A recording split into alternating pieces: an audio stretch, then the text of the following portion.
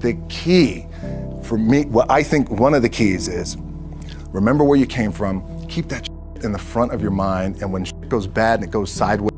My dad in his pickup truck came down 4 o'clock in the morning, picked me up in Miami from Tampa. We lived in a little apartment in Tampa. He drove down in his little pickup truck to Miami to get me when I was cut from the CFL. And I thought, well, I leave home like you guys left home. I'm ready to tackle the world, to get after it, achieve my dreams and goals. Crushed by 22, 23 years old. Now I got to move back in with my mom and dad. I played on great teams, though. Wait a second, this is not supposed to be my future.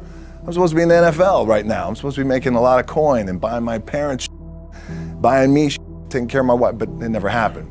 So I pulled out my wallet. I thought, well, let me see how much money I have. I opened it up. I had a 5, a 1, and change. Well, at least I rounded up to $7. But I thought, God, ain't this a bitch? I got $7 in my pocket. Where the f do I go now? What do I do? I can't go back to CFL. The point comes where you hear that voice, the big run's over. Like, you're done, right? So I heard that voice. So as Coach was saying, man, I hold on to that. I'm telling you, my back is up against this mother. We laugh, we joke, we have a good time, but my back is still up against this mother. I do not forget it. What this also helps me do, and again, it works for me, is at some point, you gotta be tired of not being number one. You have to be, and you gotta play angry, and I play angry. Now, I'm cool and calm with my approach, and when I step out on my field, which is a set, or, you know, like, there's some, and you're always gonna have haters, and haters are like, well, God damn, man, how many movies are you gonna make, or how much shit are you gonna do? Like, you do a lot of shit. I say, yes, it's my ambition. Of course, why not? I could do it. Yeah, I love what I do. And not only that, but in what world do we not work every day? My back is up against this thing, you know, and I started to play angry, by the way, and I still play angry. My last match, Brock Lesnar, transitioned, and I realized if I had to be great at something, I wanted to be great in this world of Hollywood and movie making and producing and entertainment, I had to commit, and like you guys have to commit. Obviously, you commit to something, commit to the goal. So I quietly retired. 2 years later, I thought, what did I do with my career? Because my movies were not doing well. I was written off. I was like, it was around 2006, 2007. I was like, I left, I pulled a Jim Brown. I left when I was on top, like number one in the wrestling business, and I left. It was a ballsy, gutsy, some call it stupid move, but I had to commit and I had to follow what was in my gut. What helps me is to keep the hard times in the front of my mind, because it allows me to go into these big moments that I've worked my ass off, and you guys have worked your ass off. It allows me to go into these big moments with a different perspective. What it also does for me, and again, this is what works for me. Like, my back is up against this mother every day. It's against this wall. But it's up against this mother because it's what I believe in. And when my back is against this mother, then there's nowhere to go. But that way. That's it. Doesn't mean you don't smile. Doesn't mean you don't laugh and joke, right? You're happy. I'm happy. I'm a happy guy. But when it comes to business and when it comes to executing, it's up against this. And I got to go that way.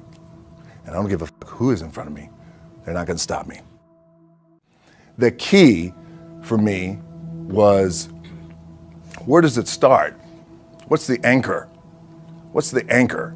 So I could have all these ambitions, and you guys have all these ambitions, which is great. It's important. I'll play this role, you'll play that role. I'll execute this thing and it'll come out this summer. You guys will execute this thing during the summer, right, when it's time to really put in a lot more work.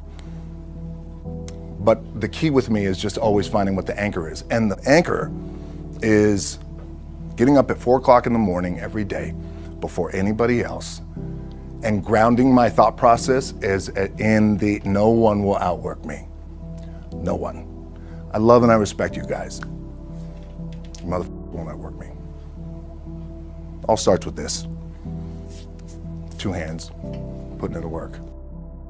My last match in WWE, I'll share this with you guys too, is that, again, because there's a little bit of takeaway here from all this, is I wrestled John Cena, and I went in, I think it was 2013, I went in WWE champion, and we went in MetLife Stadium.